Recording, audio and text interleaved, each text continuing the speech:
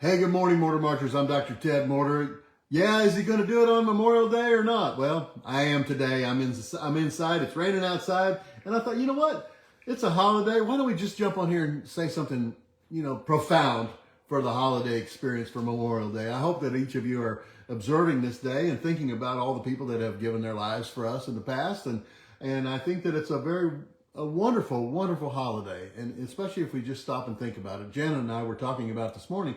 And I said, well, Memorial Day is really about people that have fallen soldiers and whatnot. And we both agreed that it's also kind of morphed into remembering people from our families that have passed as well. It's always kind of been a tradition around here. But nonetheless, I think that's a wonderful holiday, and I hope that you're observing it well. And my topic today is about curiosity and doubt. And, you can live your life one of several different ways. You could be on the front edge of being curious about things, or you could be in the back seat of your car worrying about doubt. Neither one is perfectly comfortable. We were reading this in one of our books this morning. Neither one of these is perfectly comfortable, but certainly one is more worthwhile. And if you think about it, how does this affect you in your life? Do you spend most of your time being curious about possibilities and things that are out there that could be happening in your life, things that you could bring forward, things that you could help other people with, to be curious about that, curious about what possibilities might be out there? Or do you tend to go from that little voice that says, oh, you can't do that, you're in doubt, if you're not good enough, you're not strong enough, it's never going to work that way, why would you even think about that?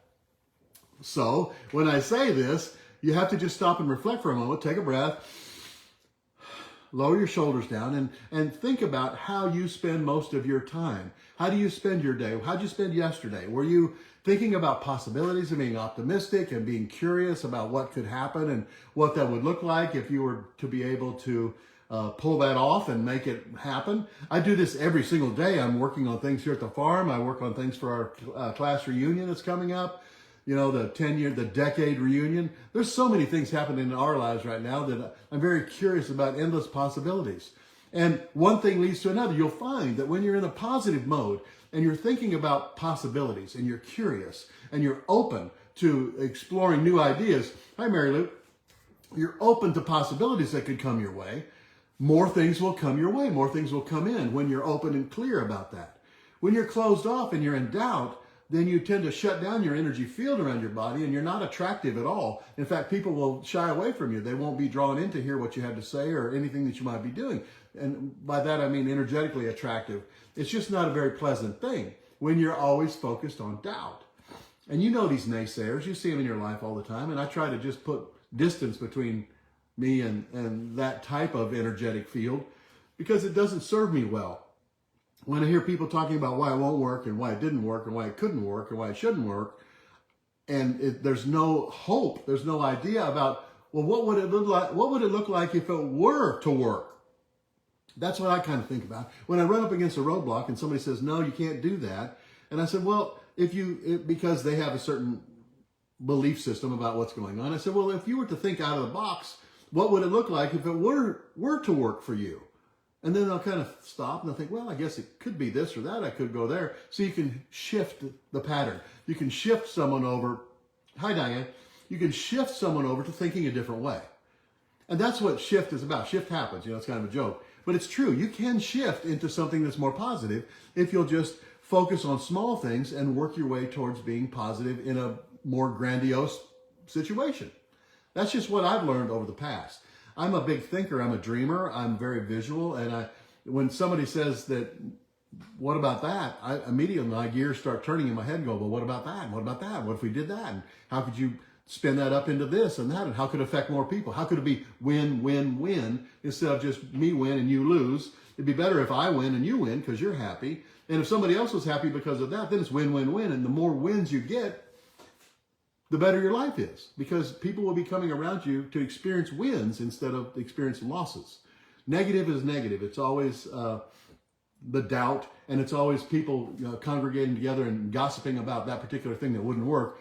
That's very energetically constrictive. And we want to be open. We want to be, in our lives, we want to be open to endless possibilities.